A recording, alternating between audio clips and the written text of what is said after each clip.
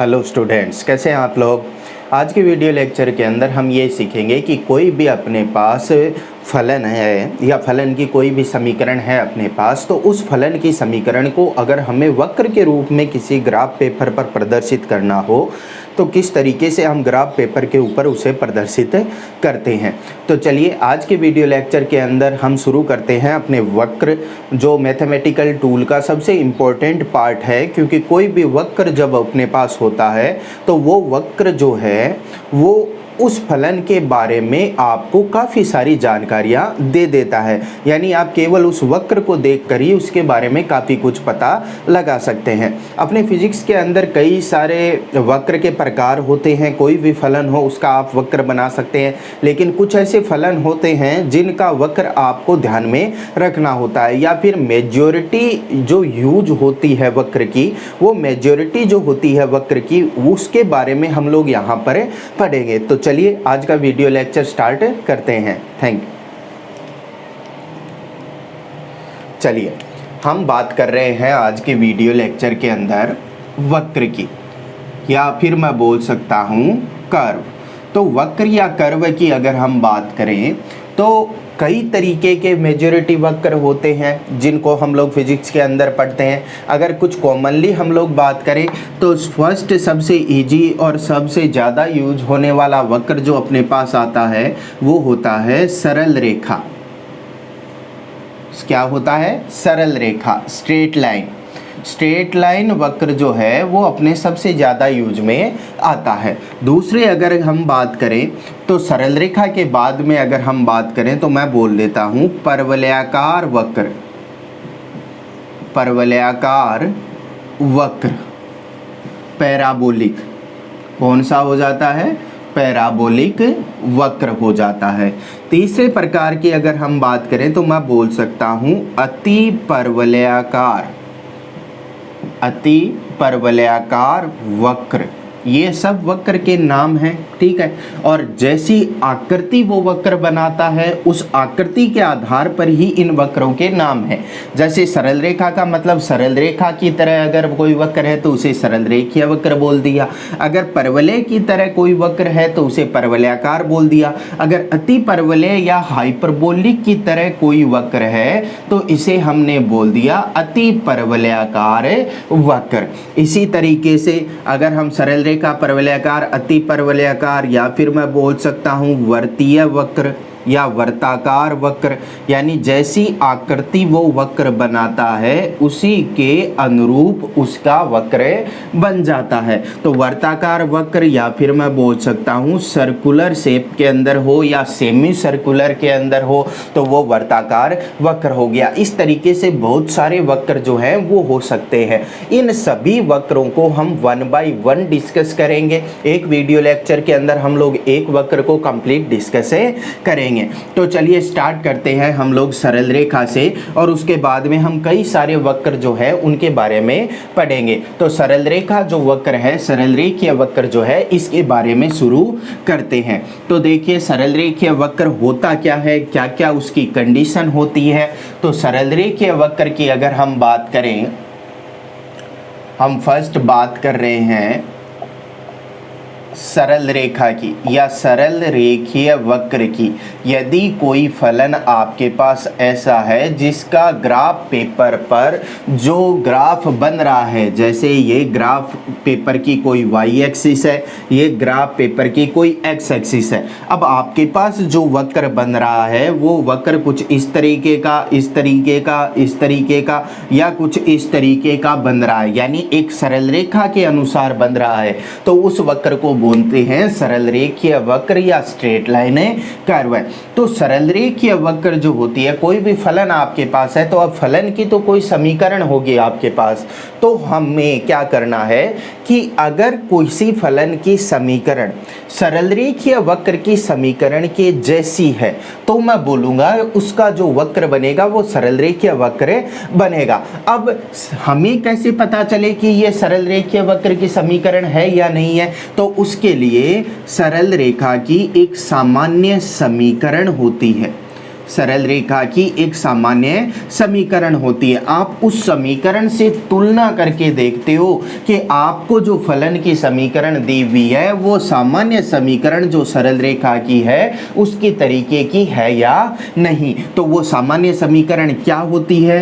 वो सामान्य समीकरण होती है y बराबर एम एक्स प्लस सी, y बराबर एम एक्स प्लस सी। यहाँ पर y जो है वो y होता है y x पर राशि, y जो होता है वो क्या होता है? y x पर राशि। m जो है वो बोली जाती है ढाल या प्रवणता, ढाल या प्रवणता। हमने इससे पहले वाले में डिफरेंशिएशन के अंदर देखा था ढाल या प्रवणता क्या होती है। ढाल या प्रवणता होती है कि अगर कोई सरल रेखा x एक्सिस के साथ थीटा कोण बना रही है तो उसके लिए tan थीटा का जो मान है वो ढाल या प्रवणता कहलाती है और उसे रिप्रेजेंट किया जाता है स्मॉल m से। c क्या होता है? c होता है अंतःखंड, अंतःखंड की लंबाई।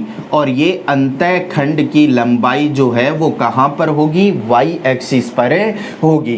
तो इसके लिए जो जो चीज़ें आपके पास है y का मीनिंग क्या हो गया? y एक्सिस पर आप कौन सी राशि ले रहे हो? m का मतलब हो गया ढाल या प्रवणता। x जो है x का मतलब क्या हो गया कि x एक्स पर आप कौन सी राशि ले रहे हो वो यहाँ पर आएगी x एक्सिस पर राशि। और प्लस c का मतलब क्या हो गया? अंतःखंड की लंबाई, कि वो y एक्सिस पर कितनी लंबाई का अंतःखंड जो है वो काट रहा है।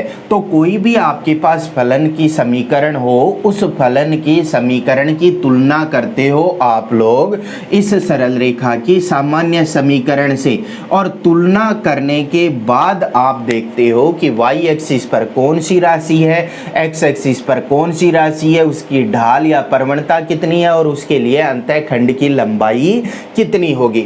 अब चलिए हम लोग एक छोटा सा एग्जाम्पल लेकर उसके लिए वक्र बनाते हैं।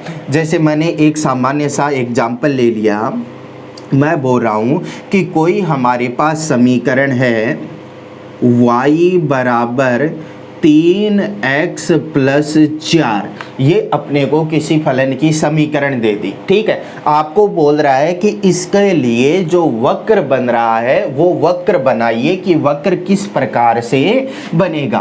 तो अगर मुझे इस फलन के लिए वक्र बनाना है तो सबसे पहले तो मैं ये देखता हूँ कि ये समीकरण किसकी तरह नजर आती है। तो मैं अगर इसकी बात करूँ तो देखो, इसकी अगर हम तुलना करें सरल रेखा के समीकरण से तो ये काफ़ी हद तक सरल रेखा की समीकरण ही नजर आ रही है, केवल m और c जो है वो गायब है यहाँ से। तो मैं इसकी तुलना करता हूँ सरल रेखा की समीकरण से। तो सरल रेखा की सामान्य समीकरण होती है y बराबर एम एक्स प्लस सी। अब देखो यहाँ पर अगर मैं तुलना करूँ तो मैं कहूँगा y की जगह तो y ही है, m की जगह कितना आ गया? 3 आ गया, x की जगह x ही है और c की जगह कितना आ गया? 4 आ गया। तो मैं लिखूंगा कि तुलना करने पर मुझे मिल गया m बराबर 3 और c बराबर 4 मिल गया। m क्या होती है? m होती है ढाल या प्रवणता और c जो है वो क्या होती है? अंतःखंड की लंबाई। तो इसके लिए अगर हम वक्र बनाएं तो देखो वक्र जो है वो किस प्रकार का बनेगा आपके पास। मैंने इस तरीके से कोई वक्र बना दिया, ठीक है। इस y एक्सिस को मैं ले लेता हूँ यहाँ पर, इस तरीके से हमने y और x एक्सिस बना लिया। ये प्लस x एक्सिस है, ये माइनस x एक्सिस है और ये है आपके पास माइनस y नीचे की ओर। अब देखिए आपको बोल रहा है ढाल जो है या प्रवणता जो है वो धनात्मक है। m बराबर +3 आ रहा है, +3 आ रहा है मतलब मैं बोलूँगा कि ढाल क्या है? धनात्मक है। तो आपको एक ऐसी सरल रेखा बनानी है जो इसके लिए ढाल या tan थीटा का मान जो है वो धनात्मक हो। और tan थीटा का जो मान धनात्मक होता है वो tan थीटा धनात्मक रहता है जब कोण थीटा का मान जो है वो 0 से 90 डिग्री के बीच में हो। तो टेन थीटा धनात्मक कब रहता है? जब थीटा का मान 0 से 90 डिग्री के बीच में हो। तो मैं कहूँगा कि अगर टेन थीटा या ढाल धनात्मक है, इसका मतलब हो गया कि वो सरल रेखा जो कोण बना रही है एक्स एक्सिस के साथ, वो कोण का मान जो है वो 0 से 90 डिग्री के बीच में है, यानी 90 डिग्री से कम है, ठीक है। और यहाँ पर C का मतलब क्या है? C का मतलब है अंतःखंड की लंबाई, और अंतःखंड कहाँ पर? Y एक्सिस पर। तो यहाँ पर देखो C का मान जो है वो कैसा आ रहा है? धनात्मक ही C का मान आ रहा है, यानी Y एक्सिस पर जितनी लंबाई पर जो अंतःखंड काटेगा उसका मान धनात्मक है। तो मैं यहाँ पर सरल रेखा जो बना रहा हूँ वो सरल रेखा बना रहा हूँ कुछ इस तरीके की। अब ये सरल रेखा हमने क्यों बनाई? क्योंकि देखो ये वाली जो यहाँ पर कोण बना रहा है ये है आपके पास ढाल, और इस कोण का मान 90 डिग्री से क्या होना चाहिए? कम होना चाहिए। और दूसरी बात अंतःखंड की लंबाई, तो ये वाली जो दूरी है y एक्सिस पर, ये वाली जो लंबाई है, जितनी लंबाई पर ये सरल रेखा काट रही है, ये लंबाई होती है आपके पास अंतःखंड की लंबाई, और इसे डिनोट करते हैं हम लोग c से। तो c का मान धनात्मक, मतलब ये वाली जो दूरी है, ये वाली दूरी प्लस y एक्सिस की ओर जाएगी। और दूसरी बात टेन थीटा धनात्मक, प्रवणता धनात्मक, इसका मतलब कोण जो बन रहा है वो कोण बन रहा है लेस देन 90। तो यहाँ पर आपके पास जो ये सरल रेखा की समीकरण थी 3x प्लस 4, ये 3x प्लस 4 के लिए जो वक्र बनेगा वो इस प्रकार का वक्र बन जाएगा। अब हम समीकरण से वक्र पता कर सकते हैं, वक्र से समीकरण पता कर सकते हैं। तो अगर हम यहाँ पर देखें तो c बराबर कितनी है हमारे पास? c बराबर है 4। यहाँ पर एंगल थीटा है तो मैं लिखूंगा टेन थीटा अपने पास कितना है? 3 है। तो टेन थीटा क्या होती है? स्लोप होती है, m होती है। c का मान 4, m का मान 3। तो हम सरल रेखा की समीकरण क्या लिख सकते हैं? y बराबर 3x प्लस 4। तो कोई भी समीकरण आपको दी हुई हो, कोई भी फलन की समीकरण आपको दी हुई हो तो आप वक्र बना सकते हैं। वक्र दिया हुआ हो तो आप उससे समीकरण बना सकते हैं। अब यहाँ पर हम लोग अलग अलग तरीके की सरल रेखा की बात करेंगे कि सरल रेखा जो है वो अलग अलग तरीके की हो सकती है। एक हमने छोटा सा तरीका देख लिया ये वाला कि इस तरीके से सरल रेखा की समीकरण बन रही है। अगर और हम तरीके यहाँ पर देखें तो और तरीके से कैसे हम लोग सरल रेखा की समीकरण से वक्र बना सकते हैं, तो हम केस देखते हैं।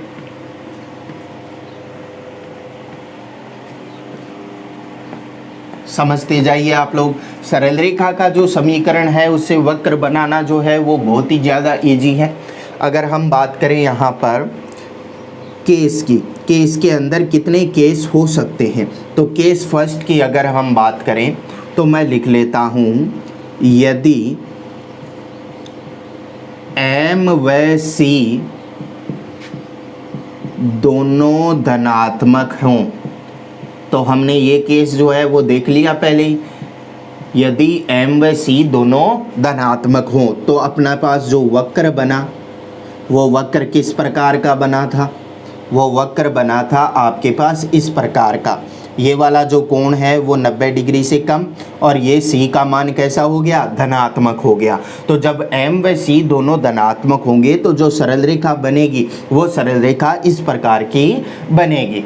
अब दूसरा केस जो है वो हम अगर डिस्कस करें तो सेकंड केस जो है वो क्या होता है आपके पास कि यदि m धनात्मक व c ऋणात्मक हो, m तो हो धनात्मक और c जो है वो क्या हो? ऋणात्मक हो। यानी इसी सरल रेखा की समीकरण को मैं क्या लिख सकता हूँ? y बराबर m तो धनात्मक और सी ऋणात्मक, तो यहाँ पर क्या आ गया, माइनस सी आ गया। तो यहाँ पर आपके पास जो समीकरण बनेगी वो समीकरण किस तरीके से बनेगी। अब देखो सी क्या होता है आपके पास, सी होता है अंतःखंड की लंबाई, और वो अंतःखंड की लंबाई जो है वो कैसी हो रही है, तो मैं बोलूँगा कि अंतःखंड की लंबाई जो है वो कैसी हो रही है, ऋणात्मक हो रही है। और जो कोण बना रही है वो 90 डिग्री से कम है। तो किस तरीके का वक्र जो है वो आपके पास बन जाएगा, तो मैंने बोल दिया ये वाई एक्सिस हो गई, ये वाली प्लस एक्स एक्सिस हो गई, ये माइनस की एक्स एक्सिस, ये माइनस की वाई एक्सिस। m का मान धनात्मक, मतलब कोण जो बन रहा है वो 90 डिग्री से कम होना चाहिए, और c का मान ऋणात्मक, यानी जो अंतःखंड y एक्सिस पर काटता है उस अंतःखंड की लंबाई को हम लोग बोलेंगे ऋणात्मक है। तो ऊपर की ओर तो धनात्मक हो गई, नीचे की ओर क्या होती है, ऋणात्मक होती है। तो मैं बोलूँगा कि c ऋणात्मक है, इसका मतलब वो सरल रेखा y एक्सिस को यहाँ पर कहीं पर काट रही है, जिससे ये वाली लंबाई जो है वो कैसी बन जाएगी, ऋणात्मक बन जाएगी। लेकिन जो कोण बना रही है वो एक्स एक्सिस के साथ वो क्या है, लेस देन 90 डिग्री से कम है। तो 90 डिग्री से कम है तो जो वक्र बनेगा वो वक्र किस प्रकार का बनेगा, वक्र बनेगा आपके पास इस प्रकार का।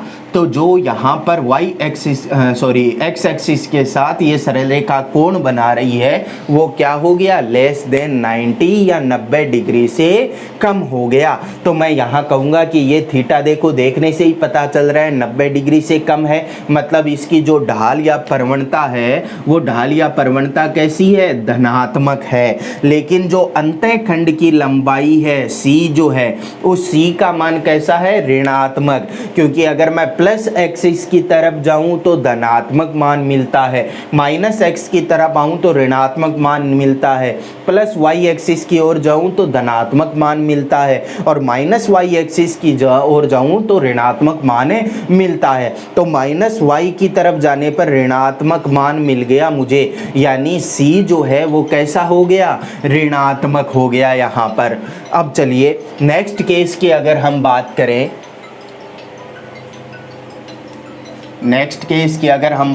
थर्ड केस की कि क्या हो सकता है, तो फर्स्ट केस के अंदर हमने दोनों को धनात्मक ले लिया, सेकंड केस के अंदर हमने m को तो धनात्मक ले लिया और c को ऋणात्मक ले लिया। अगर हम केस थर्ड की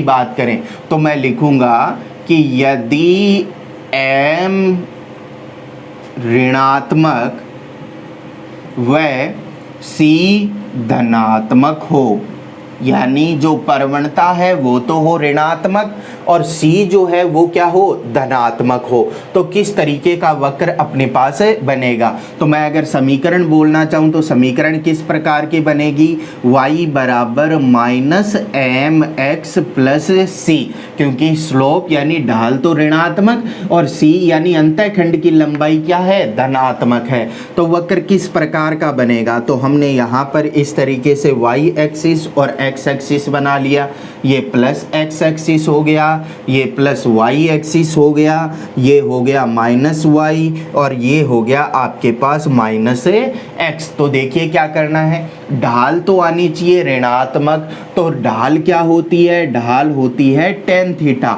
और tan थीटा का मान ऋणात्मक होता है जब थीटा का मान 90 डिग्री से ज़्यादा होता है, थीटा का मान 90 डिग्री से ज़्यादा होता है। यानी यहाँ पर हम लोग देखो जो ये कोण बना रहे थे, ये कोण अब 90 डिग्री से क्या बनेगा, ज़्यादा बनेगा, और 90 डिग्री से कोण ज़्यादा बनेगा, लेकिन जो C का मान है वो क्या होना चाहिए, धनात्मक होना चाहिए। तो देखो मुझे यहाँ पर अगर इस कोण का मान बढ़ाना है तो मैं क्या करूँगा, इस सरल रेखा को इस तरीके से घुमाता जाऊँगा, इस सरल रेखा को इस तरीके से घुमाता जाऊँगा तो कोण का मान इंक्रीज होता जाएगा, बढ़ता जाएगा, और घुमाते हुए मैं इस सरल रेखा को कर देता हूं